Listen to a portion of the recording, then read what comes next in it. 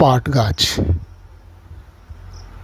পাট কাটা শুরু হয়েছে, কিন্তু একটা অসুবিধে, পাট গাছের গোড়ায় জল জমে গিয়েছে। তার ফলে অসুবিধা হচ্ছে এক, যে যত অবধি জলে ডুবে থাকবে তত অবধি শিকড় বেরিয়ে যাবে, এবং জল থাকার জন্য পাটের যে থিকনেস দরকার, মানে পাটের যে তন্তু তৈরি হবে তার জন্য যে থিকনেসটা দরকার সেটা কম।